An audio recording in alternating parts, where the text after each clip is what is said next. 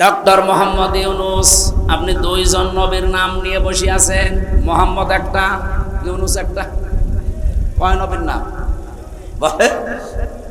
দুই নবীর নাম নিয়ে আপনি কি করছেন?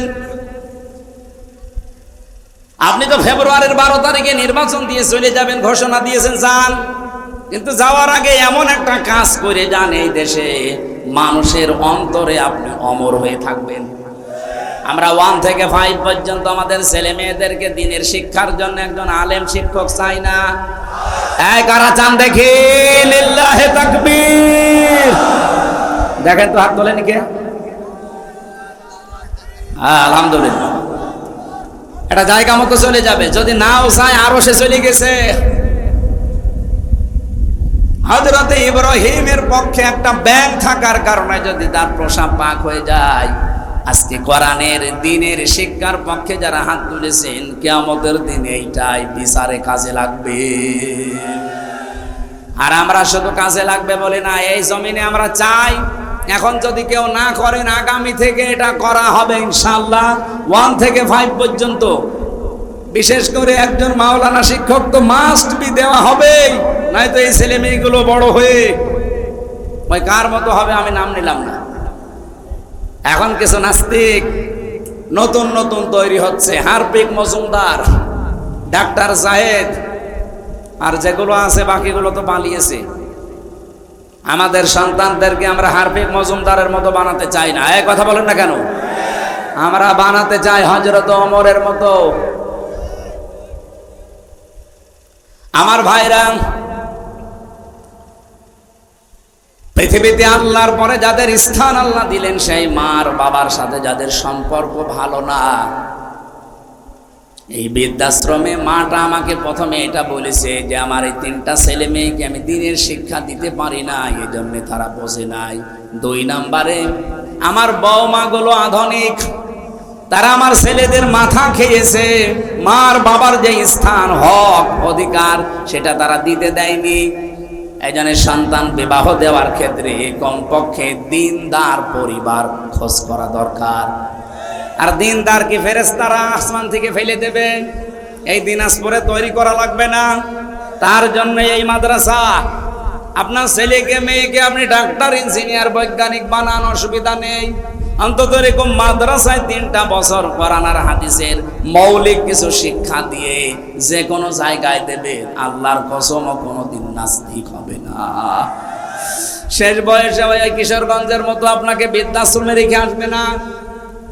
যা আরম্ভ হয়েছে এভাবে যদি চলতে থাকতো, শিক্ষা ব্যবস্থায় কি লাগিয়েছিল আপনি দেখেছেন? ক্লাস 5 এবং 8 আগে বৃত্তি পরীক্ষা ছিল, এখন আছে না?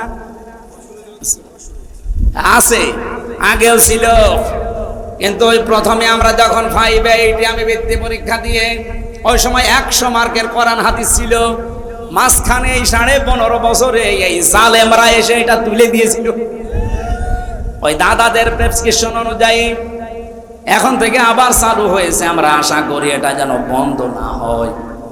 আর এবার যদি আল্লাহ দয়া করে ইসলামকে দেশ হাতে তুলে দেয়, 5 বছর লাগবে না, 3 বছর এই দেশটাকে আমরা দাঁড় করিয়ে ফেলবো ইনশাআল্লাহ। খালি দুর্নীতিটা বন্ধ হোক আর খাদ্যে ভেজাল বন্ধ করে, এ দেশে এমনি দাঁড়িয়ে যাবে। মালয়েশিয়া 2004 সাল থেকে 25 সালে 21 বছরে তারা দাঁড়িয়ে গেছে। সিঙ্গাপুর 2001 সাল থেকে শুরু করে 25 সাল 24 বছরে তারা দাঁড়িয়ে গেছে আজ বিশ্বের মানচিত্রে। আর আমরা 54 বছরও দাঁড়াতে পারি নাই, শুধু এই নেতাদের কারণে। এই জন্য নেতা নির্বাচন এবার ভুল করবেন, ভুল করলে নিজের কপালে নিজে আগুন লাগাবে। সাহাবী বললেন, হুজুর ওরা জান্নাতে যাচ্ছে না কারণ শুধু মা বাবা বলে? হ্যাঁ, এই জন্য আমরা নিজেরা সাবধান থাকি। অনেক স্ত্রীর কারণে হয়তো আমরা বাস্তবে মা বাবার খেদমত এবং তাদের হক 100 ভাগ আদায় করতে পারি না। এরকম ডাইনি স্ত্রী দেশে নেই? কার বউ এরকম হাত তোলেন তো? এই এলাকায় নেই, আলহামদুলিল্লাহ। সম্মানিত মা বোনেরা, শুধু নামাজ পড়া, রোজা রাখা আর কালো বোরকা পরা ইবাদত না, শাশুড়িকে নিজের মায়ের মতো মনে করা ইবাদত। 100 ভাগের 98 ভাগ মহিলা এটা পারেও না, করেও না। এই কথা বলে না কেন? কি হয়েছে আপনার বলেন তো দেখি? আপনার স্বামী তার মা বাবার জন্য সাধ্যমতো খরচ করে, তার বোনের জন্য, ভাইয়ের জন্য রক্তের সম্পর্ক ঠিক রাখে। আপনার বাবার বাড়ি থেকে সম্পদ এনে দিচ্ছে, কোন কারণে আপনি বাধা দেন বলেন? এই উচিত কথা বলতে গেলে কিছু মহিলার মন পাওয়া যায় না, তারা গালি দেয় আর বলে হুজুর যেন মরে। আমি তো মরবো, আপনিও মরছেন। আশা করছেন নিজেকে পাল্টান, কয়দিন থাকবেন? আর 100 বছর পরে তো এখানে আর থাকতে পারবেন না, ঠিক মাটির নিচে যাওয়া লাগবে। আপনার কারণে আপনার স্বামী মা বাবার সাথে সম্পর্ক ঠিক রাখতে পারে না, তার আপন বোন আপন ভাইয়ের সাথে রক্তের সম্পর্ক শুধু আপনার ছোট বোনের কারণে। আমি কি বেশি বললাম? এরকম বউ দেশে নেই। মেয়েদেরা তো লজ্জা দেওয়ার পরে ওদের লজ্জা হয় না, লজ্জা হবে কি করে? লজ্জা তো নেই। এই জন্য আল্লাহ লজ্জা নাযিল করেছেন। রব্বুল আলামিন বলেন, ইয়া বানি আদম কদ আনজালনা আলাইকুম লিবাসা। হে বনি আদম সন্তান, নারী হোক আর পুরুষ হোক সবাইয়ের ভেতরে আছে। এমনকি শুধু মুসলমানকে বনি আদম বলা হয় না, পৃথিবীতে যত ধর্মের মানুষ আছে সবাই আল্লাহর কাছে বনি আদম। কথা বলেন না কেন? সুতরাং অন্য ধর্মের মানুষও যদি আশপাশে থাকেন, আপনাদের জন্য আজকের আয়াত শুধু যদি ইমানদার মুসলমানদের জন্য হতো তাহলে ইয়া আইয়ুহাল্লাযীনা আমানু আল্লাহ বলতো।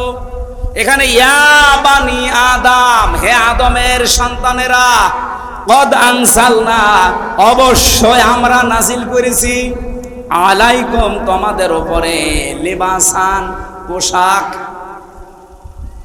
এরপরে ইউবারি সাওয়াতিকুম, অরিশা, এটা দিয়ে যেন নিজের লজ্জা নিবারণ করতে পারো এবং সৌন্দর্য বৃদ্ধি করতে পারো। এখানে দুইটা অর্থ আছে। পোশাকের 1 নাম্বার কাজ হচ্ছে নিজের শরীরের যে অঙ্গ প্রত্যঙ্গ গুলো আছে এগুলো ঢেকে রাখা। 2 নাম্বারে সৌন্দর্য বৃদ্ধি করা। এই সৌন্দর্য বৃদ্ধি করা একমাত্র পোশাক শুধুমাত্র স্ত্রী স্বামীর সামনে, স্বামী স্ত্রীর সামনে পড়বে। আর বাকি জায়গাগুলোতে আপনাদের এই শরীরকে ঢেকে রাখার জন্য আল্লাহ পোশাক দিয়েছেন। তার পোশাকের প্রথম কাজ লজ্জা নিবারণ করা। আমাদের শরীরের যে সমস্ত অঙ্গ প্রত্যঙ্গ গুলো মানুষ দেখলে উল্টা পাল্টা ধারণা করতে পারে, এইগুলো ঢেকে রাখার নির্দেশ কার? আরো জোরে বলেন। আমি আজকে একটা আয়াতের ব্যাখ্যা পড়ছিলাম। রব্বুল আলামিন বলেন, ইয়া আইয়ুহান নাবিয়্যু কুল লিআজওয়াজিকা ওয়া বানাতিকা ওয়া নিসাইল মুমিনিনা ইউদনিনা আলাইহিন্না মিন জালাবিবিহিন্না। আল্লাহ ডাক দিয়েছেন, হে নবী, আপনার স্ত্রীদেরকে, আপনার মেয়েদেরকে। নবীজির যেহেতু ছেলে ছিল না, বেঁচে ছিল না, ছেলেগুলো সব আগেই বিদায় নিয়েছে, এজন্য মেয়েদের নাম দিয়েছেন। আপনার মেয়েদেরকে, আপনার স্ত্রীদেরকে।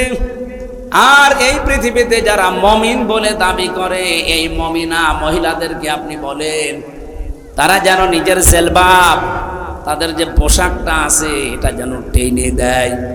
এই জন্য আমার এই আয়াতের মানে বিধানটা হচ্ছে, মেয়েরা, প্রত্যেক প্রাপ্ত বয়স্কা মেয়ে এমন একটা পোশাক পরা দরকার। চাদর বলেন, জেলবাব বলেন, আর ওড়না বলেন, যাই বলেন, সেটা যেন এর মাথা থেকে শুরু করে অন্তত পা পর্যন্ত দেখে যায়। পা পর্যন্ত যদি আপনি বাঁধও দেন, অন্য কোনো পোশাক দিয়ে ঢাকেন, মাথা থেকে শুরু করে অন্তত পেট পর্যন্ত যেন ঢেকে রাখা যায়, এরকম একটা পোশাক পরা আপনাদের জন্য ফরজ। ওই জামানায় যারা পোশাক আশাক পরতো, কোরআনে কারীম তাদের একটা নিয়ম দিয়েছে, ওয়াকারনা ফি বুয়ুতিকুন্না ওয়ালা তাবাররাজনা তাবাররুজাল জাহিলিয়াতিল উলা। সূরা আহজাবের 33 নম্বর আয়াতে আছে, আল্লাহ বলেন, হে পৃথিবীর মেয়ে লোকেরা, জাহিলি যুগের মেয়েদের মতো রূপ সৌন্দর্য প্রদর্শন করে রাস্তাঘাটে বের হবা না।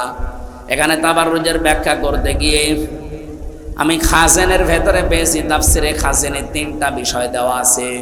কোন মহিলার ভেতরে যদি এই তিনটা বিষয়ের একটাও পাওয়া যায়, ও জান্নাতে পাওয়া দূরের কথা, জান্নাতের ঘ্রাণও পাবে না।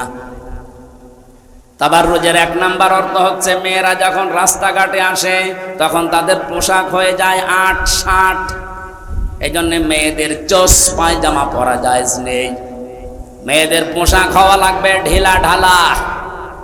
2 নাম্বারে যখন রাস্তাঘাটে আসে তখন ওদের সাজগোজ বেড়ে যায়।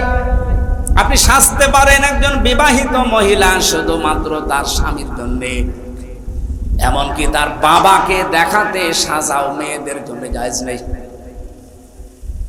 হযরত ফাতেমা একদিন সাজগোজ করে বাইরে যাচ্ছিল, হঠাৎ নবীজি বললেন, মা কোথায় যাও? বলছে বান্ধবীদের বাড়ি। বলে দাঁড়াও, পৃথিবীতে যদি অন্য কাউকে সাজগোজ দেখাতে তুমি বেশি অ্যাক্টিভ হয়ে কাজ করো, তোমার স্বামী বাদ দিয়ে পৃথিবীর অন্য